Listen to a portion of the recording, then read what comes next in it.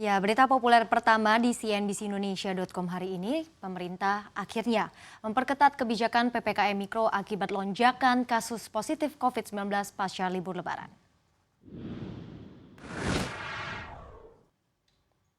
Salah satu aturan yang mewajibkan para pekerja bekerja dari rumah atau WFH 75% untuk zona merah dan 50% untuk di luar zona merah. Namun kebijakan tersebut dikritik oleh banyak pihak dan wacana lockdown kembali dikemukakan. Lantaran pilihan pemerintah dianggap tidak akan sanggup menangani penyebaran COVID-19 dan varian baru yang terbukti lebih ganas.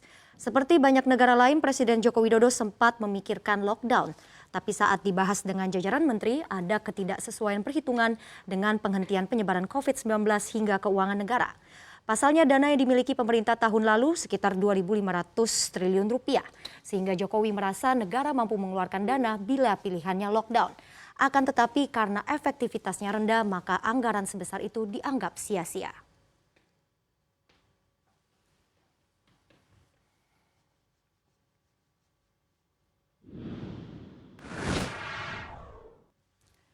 Masih terkait perkembangan pandemi, waspada varian Delta menjadi salah satu mutasi virus COVID-19 yang paling menular.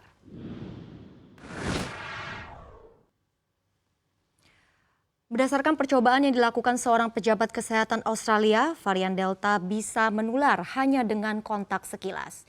New South Wales, salah satu negara bagian Australia, melaporkan 2 kasus positif dari transmisi lokal. Akibatnya pihak otoritas pun khawatir akan adanya penularan yang lebih cepat. Menteri Kesehatan New South Wales, Brad Hazzard, mengatakan dari kasus yang ditemukan di Bondi Junction, pasien yang terpapar varian Delta terpantau terjangkit ketika berpapasan di pusat perbelanjaan.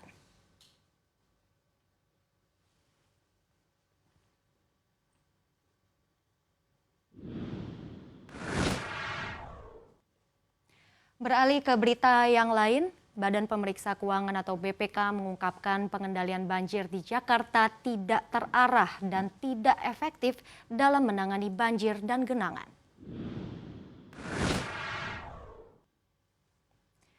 BPK diketahui melakukan pemeriksaan kinerja atas pengendalian banjir melalui peningkatan kapasitas sistem drainase perkotaan serta optimalisasi resapan penampungan air tahun anggaran 2017 hingga semester 1 2020 yang dilaksanakan oleh Pemprov DKI Jakarta di bawah kepemimpinan Gubernur Anies Baswedan. Kendati demikian, BPK justru menemukan sengkarut permasalahan.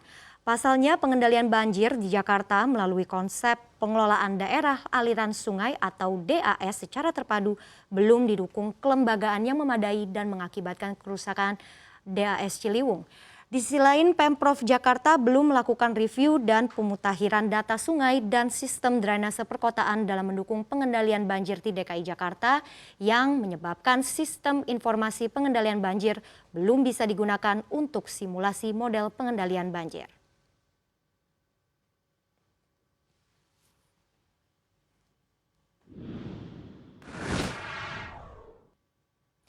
Ya, di informasi yang terakhir, harga sepeda lipat Brompton dalam beberapa bulan ini anjlok.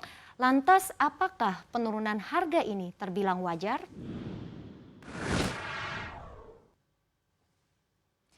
Pedagang dan importir sepeda menyebut harga baru yang ada saat ini merupakan harga normal sebelum pesepeda Brompton muncul beberapa waktu lalu.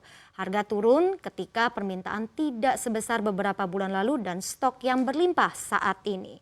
Sebagai contoh, harga Brompton M6L Rollocker beberapa bulan lalu sempat mencapai 41 juta rupiah.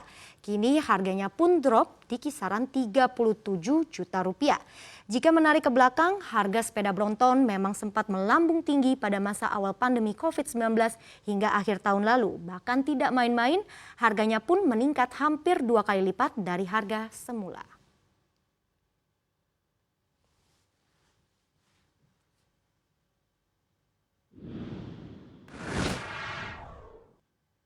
Demikian sejumlah berita terpopuler di cnbcindonesia.com hari ini.